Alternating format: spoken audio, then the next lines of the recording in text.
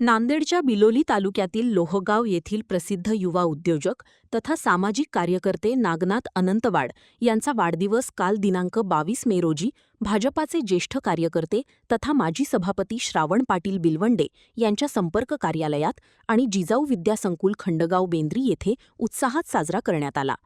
यावेळी जिजाऊ विद्यासंकुल खंडगाव बेंद्रीचे अध्यक्ष बाबूराव पाटील शिंदे, उपाध्यक्ष भास्कर पाटील शिंदे, संजय पाटील शिंदे, सचिव राजू पाटील शिंदे, प्राध्यापक डी.वाय. अनमोलवड, प्राध्यापक पिंपलदरे, शरद पाटील होटाळकर व सर्व कर्मचारीवृंद यांच्या उपस्थितीमध्ये भावी जिल्हा परिषद सदस्य नावाचा केक कापून हा वाढदिवस साजरा करण्यात आला। लोहगाव सर्कलमधील लोकप्रिय युवा तरुण म्हणून नागनाथ अनंतवाड यांची ओळख असून त्यांच्या पाठीशी मोठी तरुणांची फळी आहे।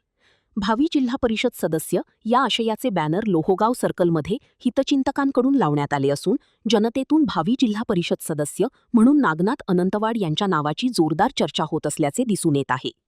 अनंतवाड यांना जिल्हा परिषद सदस्य होण्याची अपेक्षा आहे का असे विचारले असता त्यांनी मी एक सामाजिक कार्यकर्ता आहे, जनतेची इच्छा असली तर मी निश्चितच निवडणुकीच्या रिंगणात दंड थोपटण्यास तयार आहे असे सांगितले। मी नागनाथ गंगाधर अनंतवाड लोहगाव हा जिल्हा परिषद सर्कल आहे, पण पूर्वीपासूनच जनसामान्यात राहणे, सामाजिक कार्य करणे आणि आईवडील धार्मिक असल्यामुळे, वारकरी असल्यामुळे, परंपरागत वारकऱ्यांचा वारसा असल्यामुळं, आध्यात्मिक ओढ असल्यामुळं प्रत्येक कार्यक्रमाला हजेरी लावणे, समाजामध्ये राहणे, सुखदुःखात सामील होणे हा माझा म्हणजे खानदानी गुण म्हणलं तरी चालते। तर ते त्या मदत करण्याच्या भावनेतून आपण लोकांच्या सहवासात गेल्यानंतर लोक आपल्याला राजकारणात जाते का आहे की बाबा ह्याला काहीतरी स्वार्थ असेल आणि हा उद्या जिल्हा परिषदला उभा टाकणार आहे म्हणून तो करत असेल, असे मी अनेक वर्ष झालं लोकांमध्ये राहतो। जिल्हा परिषद हायस्कूल लोहगाव असेल, शासकीय हॉस्पिटल लोहगाव असेल किंवा अनेक कुठल्याही याच्यामध्ये सहभाग घेऊन तिथं हेरारीनं भाग घेणे, कुठले भंडारे काले किंवा अनेक कार्यक्रम सामाजिक जे काय असतील त्याच्यात आवर्जून उपस्थिती राहून आणि जनसामान्याचं कुठलंही लग्न असो, मोत असो, सगळ्यांच्या